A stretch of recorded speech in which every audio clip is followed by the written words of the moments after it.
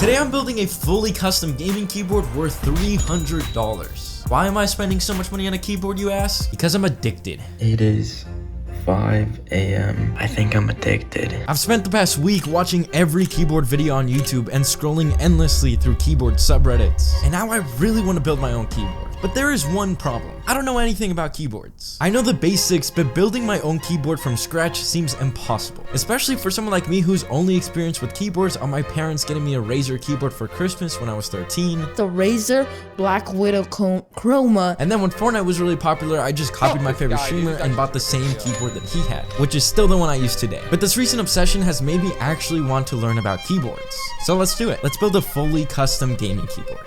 Step 1, research. I've spent the past several hours just trying to do as much research as I can, and this is what I've learned. There are 3 main parts to a keyboard. The keyboard kit, which includes a PCB, the brains of the keyboard, a case which holds everything together, a plate which secures the PCB to the case, and stabilizers which stabilize the larger keys. The switches which determine how the keyboard feels when you press the keys, and finally keycaps, which are mainly just how your keyboard aesthetically looks. So let's start shopping. Step 2, buying.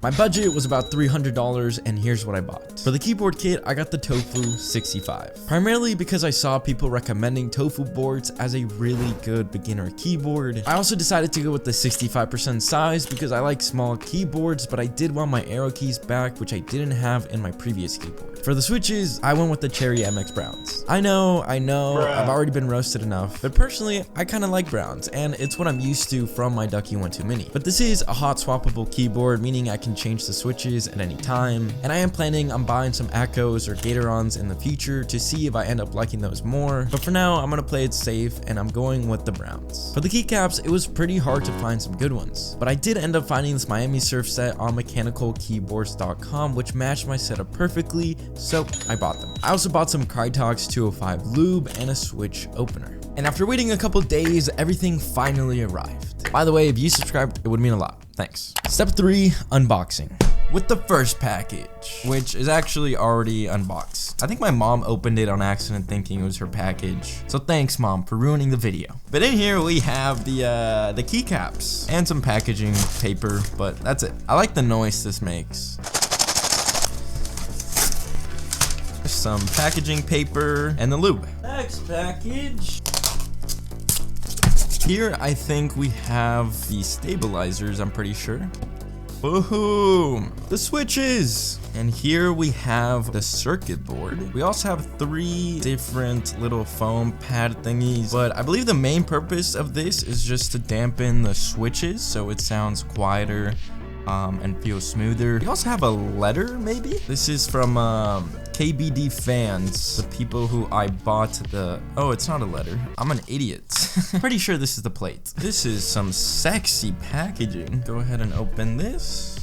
Wow. We got some more accessories. I'm not quite sure what's in here. Some rubber padding for the bottom of the keyboard. And finally, the case itself. Holy crap, this thing is heavy. Slide it out.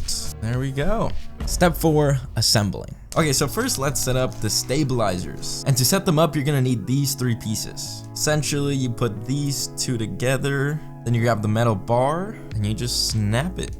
Now we gotta screw in the stabilizers onto the PCB board. Which, by the way, everything that I bought, I'm gonna link down below in case you're interested. And let's screw this on.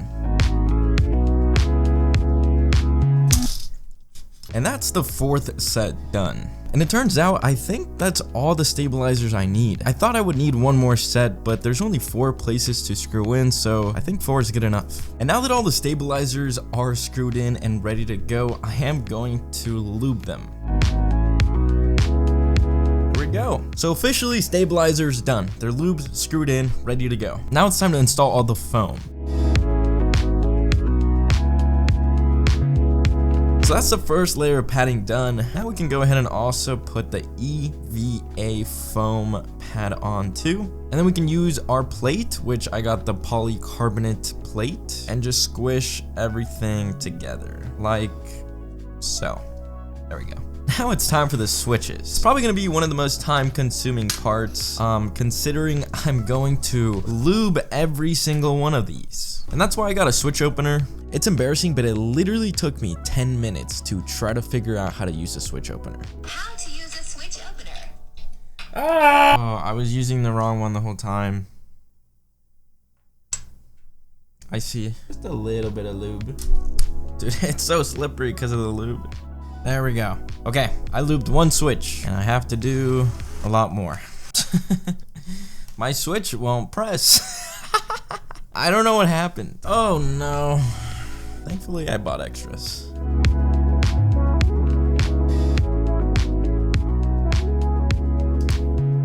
There we go. I successfully lubed the switch. Okay, I've gone ahead and opened all of my switches and separated them into their each individual parts. I also got a little brush so I can be more precise. I also have all of the springs in this container. So I put some lube in there. We can go ahead and close it.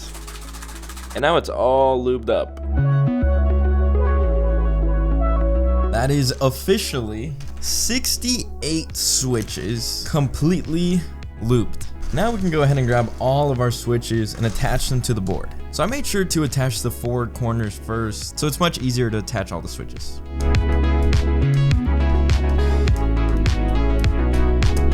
And the very last one.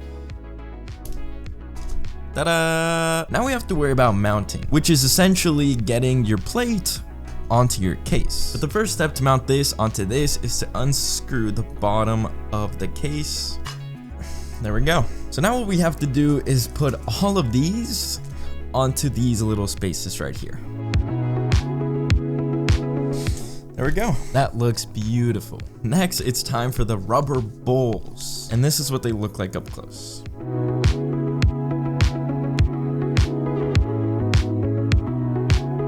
There we go. Now we can go ahead and screw this in. There we go, all screwed in. Finally, we can slowly place the board onto the case. Now we grab the top part of the case, place it above it, and we just very, very carefully flip it over. Just like that, and then we can go ahead and screw the case back in. I lost a screw. Where'd it go? Where'd it go? I found it. It was on the floor. Now we gotta put these things on. It's the little rubber padding in the bottom. There we go. Now it's just time to, if I can get it open,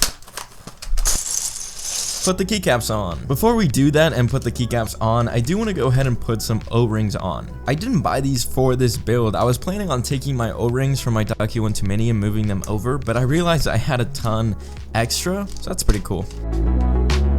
As you can see, all the O-rings are finally attached, which means we can officially start putting all the keys on the keyboard. Fuck. I took the keycap out and look what happened. I took the keycap out and the switch came out too, which is not supposed to happen. But finally, we're done. And this is my first ever custom keyboard. Step 5, using it. For comparison, let's hear what the Ducky 1 Mini sounds like first.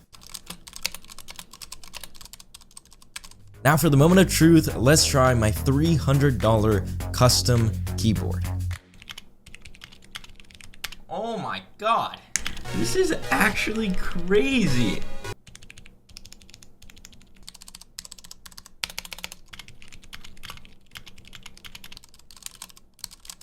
I guess I just expected it to not be that different from my previous keyboard, but it is completely different. It's so satisfying. Step 6, typing.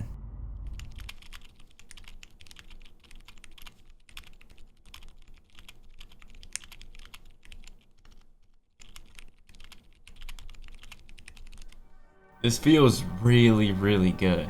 Step 7, gaming. Now to answer the big question, will this keyboard actually make me good at games? Nope.